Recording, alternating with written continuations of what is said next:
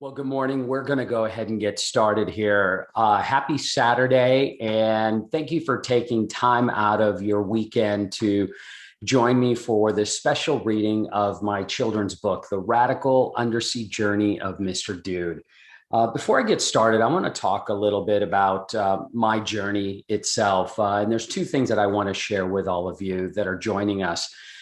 First and foremost, I've been involved in ocean conservation for more than 30 years. And I remember looking back at the beginning of my journey where, people look down upon any of us who are working on ocean conservation causes or talking about protecting the environment or the ocean. And the movement was just getting started, but I look forward to where we are today.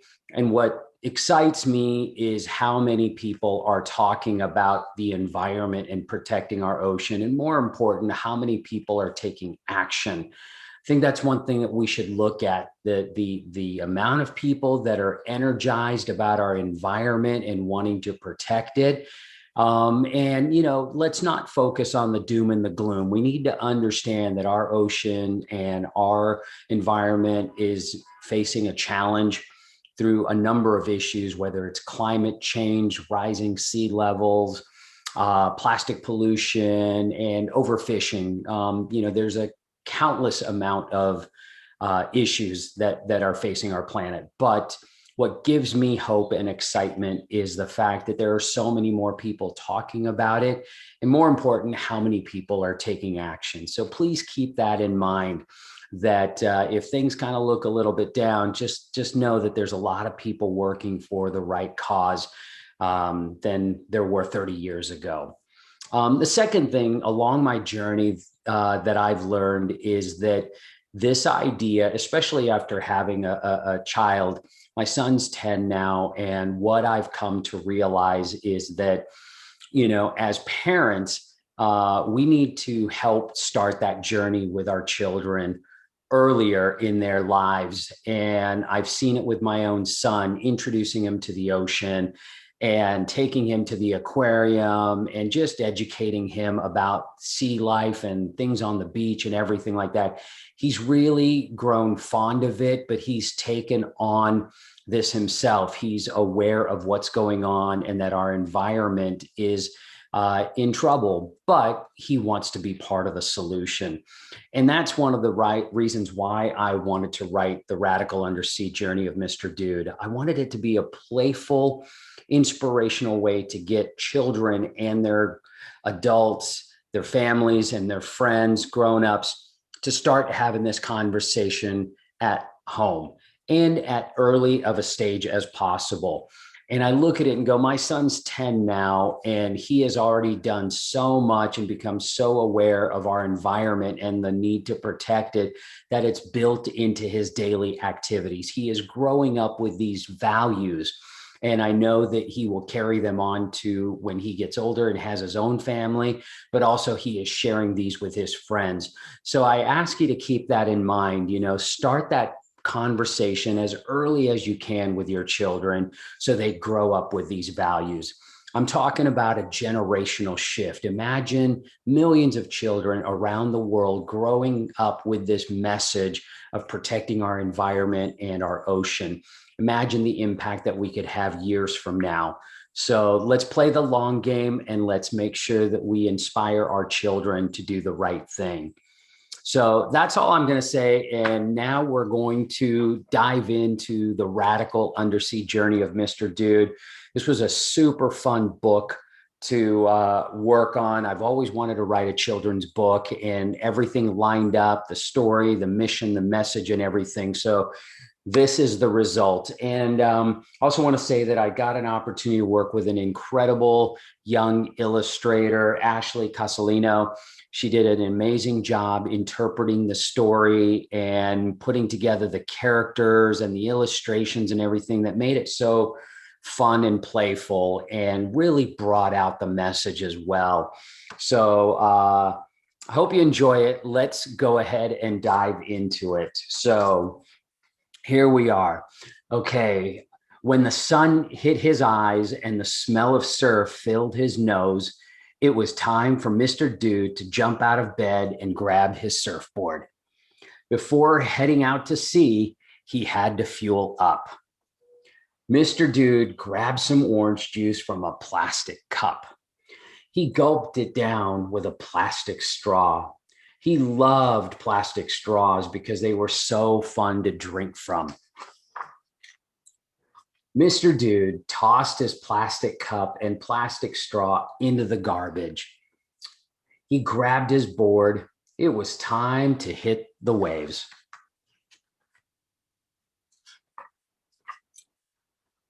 On the beach, in the sun and surf, Mr. Dude took a deep breath. He smiled and paddled out on the rolling sea, ready to catch the perfect wave. A huge wave rolled in, so Mr. Dude got ready. But then something caught his eye. There was an old black tire floating in the water, and Mr. Dude was headed straight for it.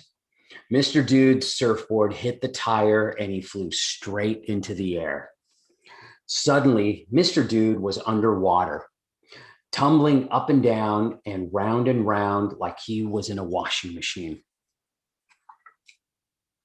Strangely, he saw his reflection on the surface of a shiny stone. Mr. Dude had turned into a fish. How could that be? It's impossible, he thought. It was true, though. Mr. Dude had turned into a dude fish. He saw so many colorful creatures underwater, the sun shining on them from above.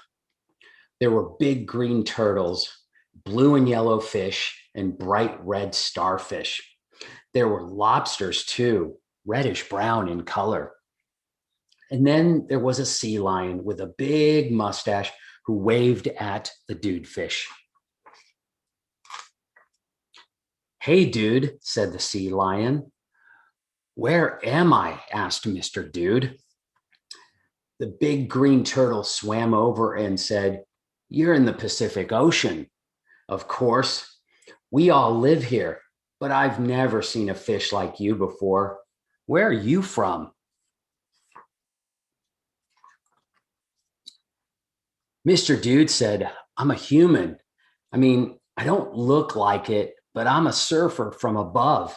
I live on land, but surf the waves, and something happened that made me into a fish." "How'd you get down here?" asked the lobster. "I don't know," said Mr. Dude, rubbing his head. "Oh, wait, I remember now. My surfboard hit a tire." "A tire?" said the confused lobster. "Whatever that is, it sounds gross."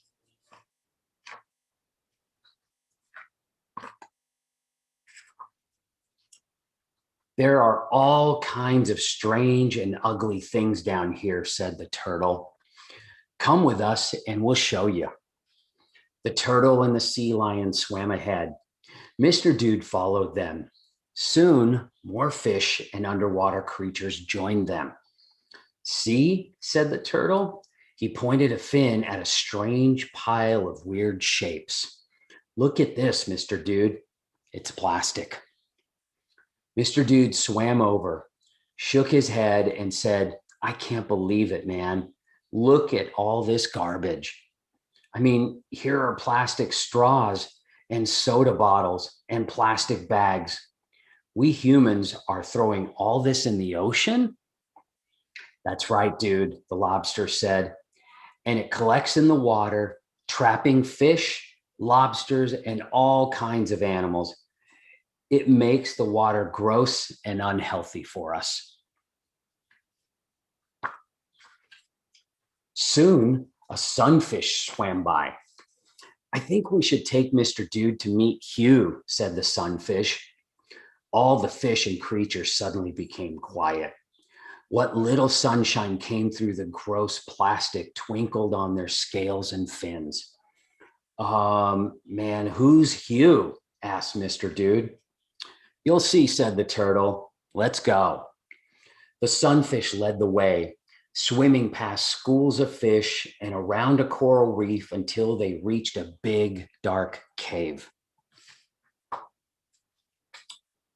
"Hugh," said the sunfish, "we brought you someone. He's a human. His name is Mr. Dude, and he's a nice surfer from up top." "Hugh," the shark said, "we need help from your kind, Mr. Dude. Did you see all the plastic, all the garbage that humans have thrown into the ocean?" "Oh, man, Hugh, did I ever," said Mr. Dude. "I'm sorry, big guy. I didn't know. I'm never going to use plastic again." "Be responsible, Mr. Dude," Hugh said. "Go back up top. Teach people to refuse, reduce, reuse, and recycle. And tell them your story and what you've seen down here." Mr. Dude said goodbye to Hugh, the shark, the turtle, sunfish, lobster, and the sea lion. It was time to get back up to the surface and go home. When he reached the surface, the fins were gone. He wasn't a fish anymore, just a dude again. "Hey, Mr. Dude," said another surfer. "That was quite the wipeout, man. Are you okay?" Mr. Dude nodded, grabbing his surfboard and walking onto the beach. "Yeah, man, I'm fine. Better than fine." He was excited and ready to change things. From that day forward, Mr. Dude took the pledge to refuse, reduce, reuse, and recycle all his trash. He took his message to the local school and told all the kids about the plastic he saw. They could hardly believe his adventure, but his story was so convincing, they all pledged to refuse, reduce, reuse, recycle. That is the end. Thank you so much for joining us. I hope you enjoyed this little readout. I love hearing from parents and other kids about how they loved the story and what they loved about it as well. And like I said earlier when I began, I'm playing the long game. It's my hope that we raise a generation of young children that will grow up wanting to protect our environment and the ocean. The book was published under my nonprofit called Vote the Ocean. So if you want to learn more about us or get the book or share this message with anybody else, visit us at votetheocean.org. And you'll see what we're working on and what we have going on. Thank you so much for joining us on your Saturday. Enjoy the rest of your weekend and have a wonderful World Oceans Day next week. Take care.